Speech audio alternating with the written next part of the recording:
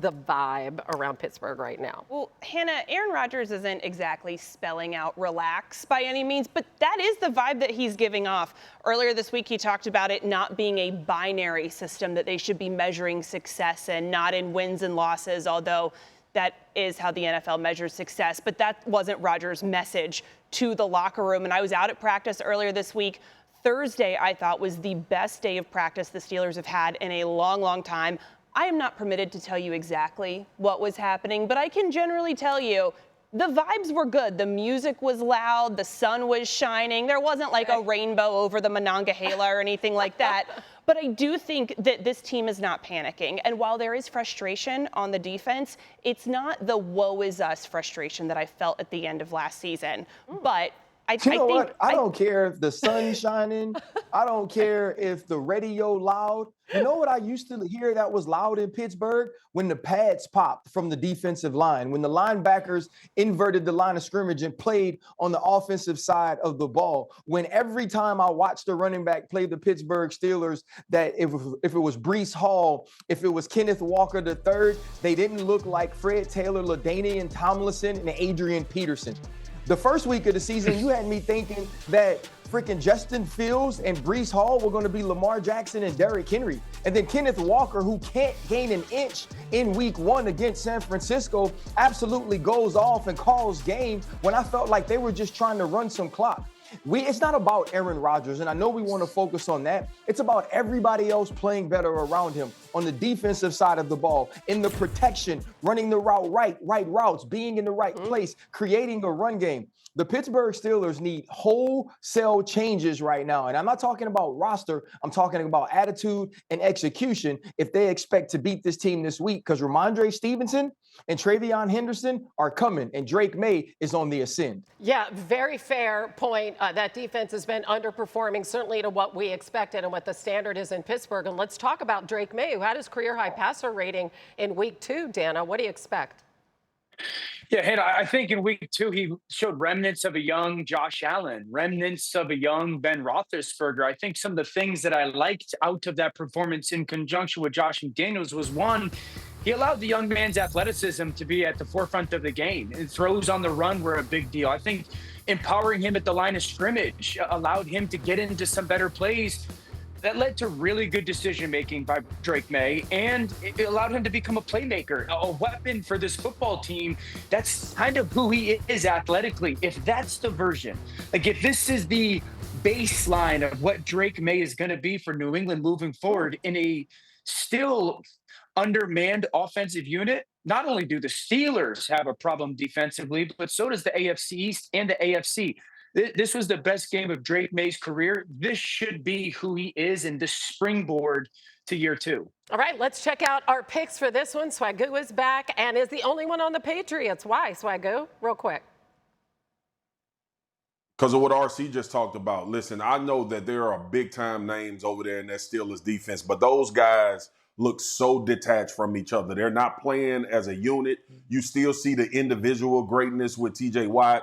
We saw Jalen Ramsey obviously make plays at end of games, but I don't know what it is. I don't know if it's as simple as everybody just doing their job. That's the first thing you want to get back to when you're struggling as a defense, is every man be one of 11 and take care of your space. But right now, they struggling. I think Drake Maye and this offense is ascending in New England. And you know what's crazy? They've lost their last 4 games in Foxborough by an average of 20 points. We don't play well there. We don't play well there. I thought it was Tom Brady, but it's not. New on NFL Live, some conflicting reports out of Dallas. Cowboys reporter Todd Archer posted that Jerry Jones said he expects Jadeveon Clowney to play Sunday against Chicago, but they didn't have an idea of how much their newly acquired defensive end would play. And then Archer posted that Cowboys head coach Brian Schottenheimer said it's still up in the air as to whether Clowney will play against Chicago. So speaking of, equivocating, I don't know. We may or we may not have Jadeveon Clowney this weekend. Who knows, right? It's the Cowboys. One thing we do know for sure is that the Cowboys defense will play a lot of zone coverage against the Bears on Sunday. Dallas leads the NFL in zone. Caleb Williams has seen a ton of it. 45 of his 65 passes this season have been against the zone. He has only completed just over half of them.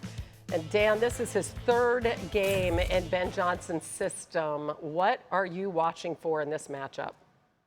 So can he play faster in Ben Johnson's system? So everyone continues to talk that Caleb needs to play faster. I think the context of that matters.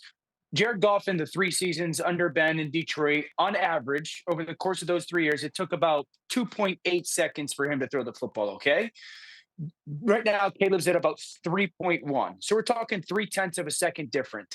That's a significant difference in the NFL. That's the difference between a completion, incompletion, completion, batted ball, interception, a sack, fumble, or getting the ball out.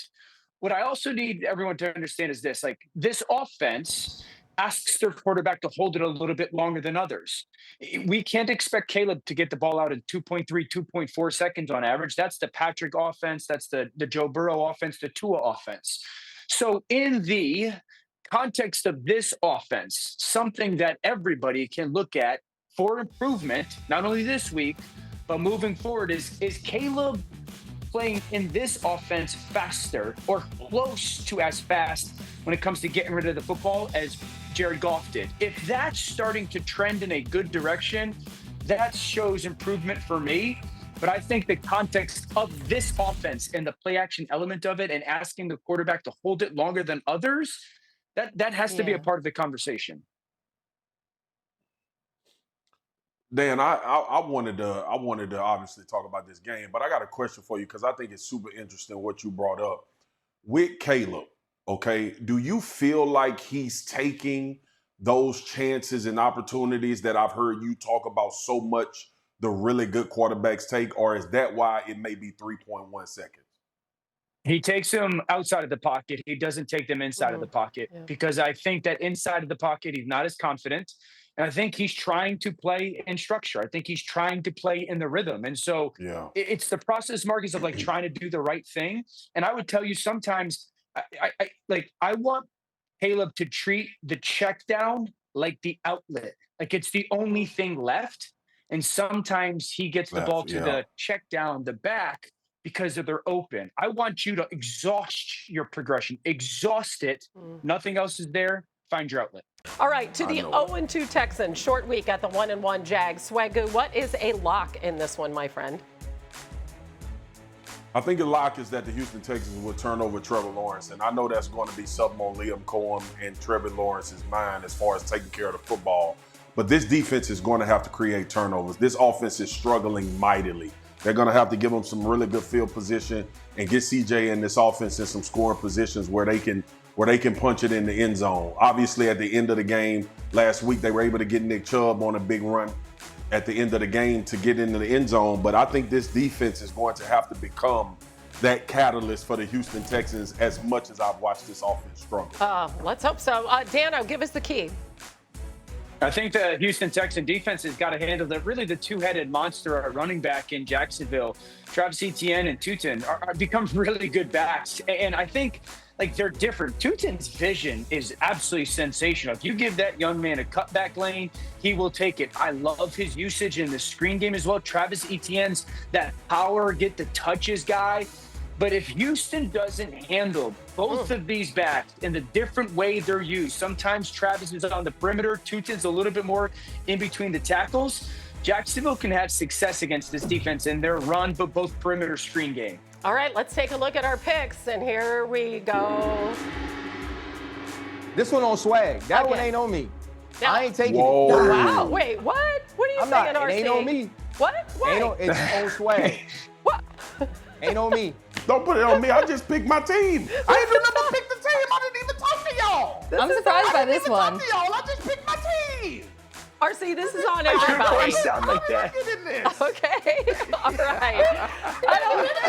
Why you forget me for? You are something else today, RC. You really are. All right.